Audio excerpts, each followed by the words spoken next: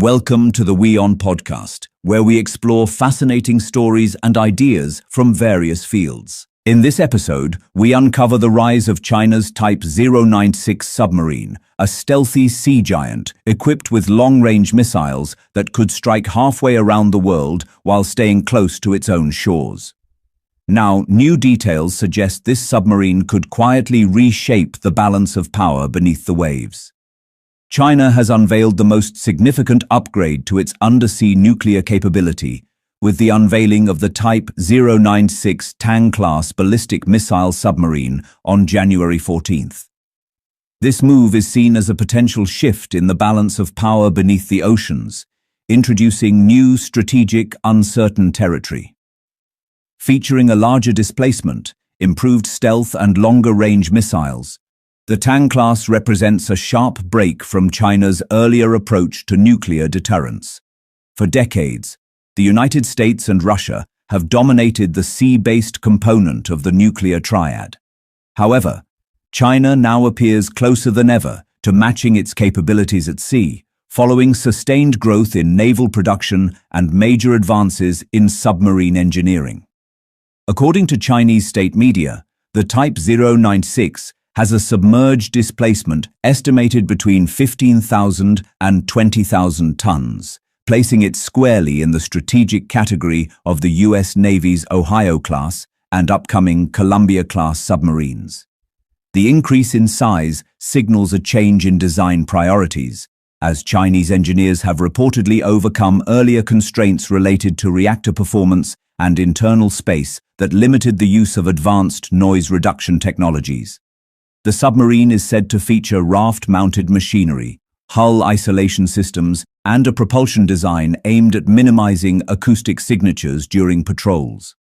Analysts, cited by Army Recognition, have likened the Type 096 to Russia's Borei-class submarines, suggesting that Russian technical support may have helped accelerate China's progress in vibration and noise control. According to a report in the South China Morning Post, the Type 096 is expected to carry up to 24 JL-3s and is likely to be quieter still and equipped with more advanced sensors and weapons. In addition, the pressurized water-cooled nuclear reactor drives the propulsion system of the vessel, which powers a single shaft via a steam turbine arrangement. Reports indicated that modern power plant elements, along with better vibration dampening, offer improvements in submerged speed and stealth performance.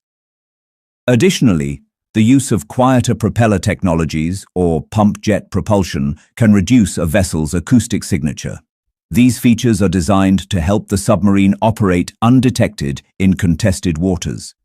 Equipped with 6 533mm torpedo tubes, the forward section of the hull provides added offensive capability beyond its nuclear arsenal. The submarine can deploy wire-guided, high-speed U-6 torpedoes, giving it a strong conventional defense option. The U-6 torpedoes have a range of more than 18 miles and can reach speeds of up to 60 knots, enhancing the vessel's effectiveness in anti-submarine warfare and anti-ship operations. In addition, the submarine is fitted with acoustic decoys, sonar countermeasures, and towed array sonar systems, enabling it to detect and evade potential threats.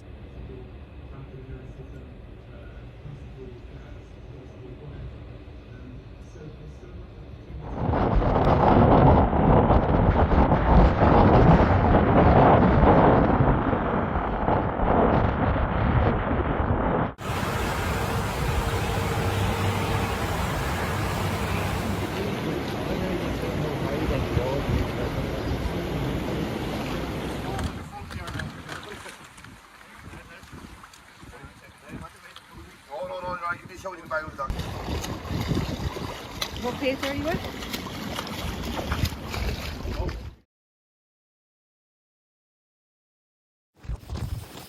This is kind of cool. Kind of scary, but cool.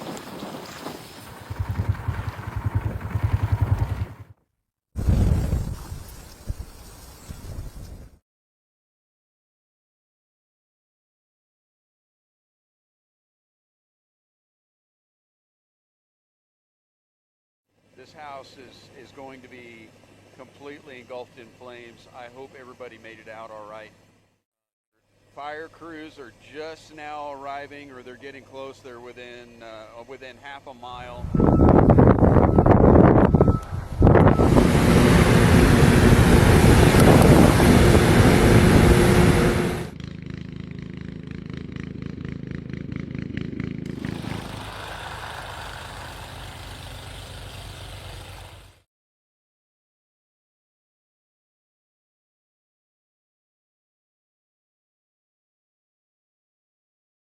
There's been a lot of confusion and concern in Italy about reports that officers from U.S. Immigration and Customs Enforcement are going to be taking part in the Winter Olympics in Italy. And a lot of Italian politicians have simply said, we don't want ICE here. ICE in quanto tale non opererà mai in Italia, chiaro? But there's a lot of nuance about ICE and about the units that make up ICE that are important to note here. Part of ICE is enforcement and removal operations. Those are deportation officers, the ones most closely responsible for carrying out the arrest, the deportation of people in the country. But there's also a unit called Homeland Security Investigations, HSI. Those are the agents that are going to be going to Italy. HSI agents generally do things that have some sort of a cross-border nexus. Investigations like human trafficking, drug smuggling, trying to find lost, stolen cultural artifacts. Working in these big international events is something that HSI does quite frequently. The Department of Homeland Security has said that they will not be doing immigration enforcement while they're in Italy, and that they are going to be going there to help mitigate the risks of transnational crime. And that is something that HSI has experience dealing with. Polemica sul nulla, perché in questo momento gli americani, come tutte le delegazioni, non hanno comunicato elenchi, tipologie insomma di presenze che ci saranno qui in Italia al seguito delle delegazioni. Seguito delle delegazioni che avviene normalmente anche a parti rovesciate. Noi stessi, io per primo quando vado all'estero sono seguito da alcuni operatori della nostra polizia, ma preciso, qualsiasi sarà la comunicazione, ICE in quanto tale non opererà mai in Italia, chiaro? Anche perché mi sembra fin troppo ovvio che noi siamo sufficientemente padroni della gestione dell'ordine pubblico, della sicurezza, del controllo sull'immigrazione, a maggior ragione, parliamo di un evento che non c'entra nulla sul controllo dell'immigrazione. Quindi... Ho sentito che appunto che ci sarà questa presenza esclusivamente per fatti tecnici, che abbiamo alte personalità del governo americano, però che non hanno nulla a che fare con quello che sono gli aspetti della sicurezza delle Olimpiadi. Questo, da quello che altrettanto so, avviene normalmente o quasi normalmente quando ci sono presidenti o vicepresidenti o in questo caso il segretario di Stato americano. Tutto qui. Peraltro ci sono anche altri paesi che hanno una loro attività di sicurezza a supporto specifico del capo di Stato, quindi non è un discorso che riguarda le Olimpiadi, ma la singola persona. Su fatti tecnici non mi risulta che ci sia, quindi secondo me è sbagliato sostenere una tesi diversa nel modo più assoluto. אני לא, היי, תקשיבו, אני לא צוחקת שזה משהו שלא חשבתי שהולך לקרות לי בחיים, סבבה?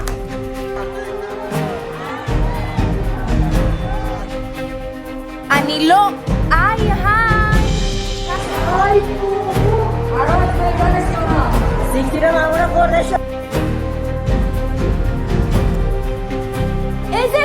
מה קורה? אני בבית שלי, אוקיי? President Donald Trump is threatening to raise tariffs on South Korean goods to 25% from 15%. In a post on Truth Social, the president saying the country's lawmakers have not lived up to the deal they agreed to, with the new rate applying to autos, lumber, pharmaceutical, and other products.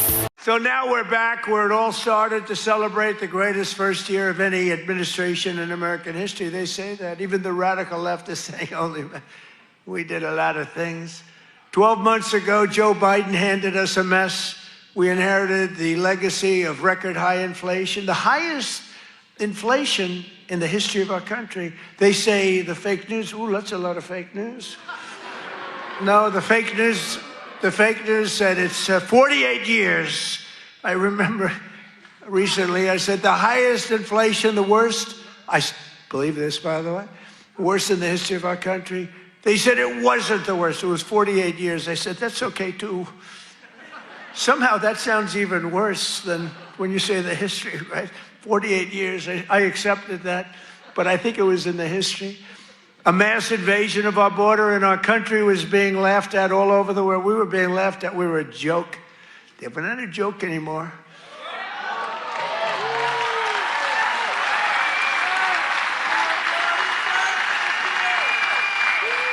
We're not a joke. We're not being laughed at anymore.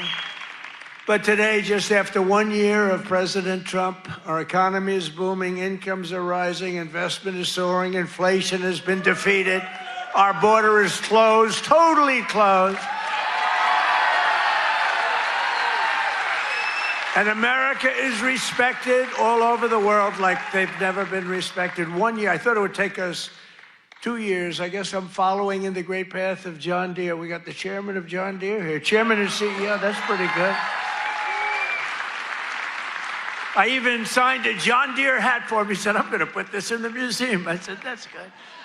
No, it's a great company, And you just said you're opening up 2 massive plants because of tariffs. You're opening up one in North Carolina, one someplace else. And you're expanding all over the place. You're doing a great job. I bought a lot of John Deere stuff. It's a great company. It's an honor to have you. Thank you very much. This has been the most dramatic 1 year turnaround of any country in history in terms of the speed. I really thought it would take us 2 or 3 years to do what we're doing. You know, we're the number 1 country anywhere in history in the world, anywhere in history for investment coming into the country. And it's amazing. And it's because of tariffs. And it's also because of the fact that we had such a tremendous November 5th. That November 5th brought spirit back to our country, came back. You know, one thing I think which is so important is, if you remember, a year and a half ago, we couldn't get people to enlist in the military, any of them. Army, Navy, Air Force, Marines, any of them. The Coast Guard, Space Force. I love Space Force, right? We couldn't get them, and even police departments, they couldn't get anybody with a uniform that represented the country. We couldn't get them. And today, we have the single greatest recruitment numbers in the history of our military. The police forces are loaded. Law enforcement is loaded up. And everybody wants to be a policeman, a fireman. They want to be in the military, any branch. I mean, we literally, they couldn't get them. A year and a half ago, nobody wanted to be in the military. Now everybody wants to be in the military. It's an amazing thing that's happened, an amazing turnaround. And all because we have a president who does something very simple, puts America first, right? Right?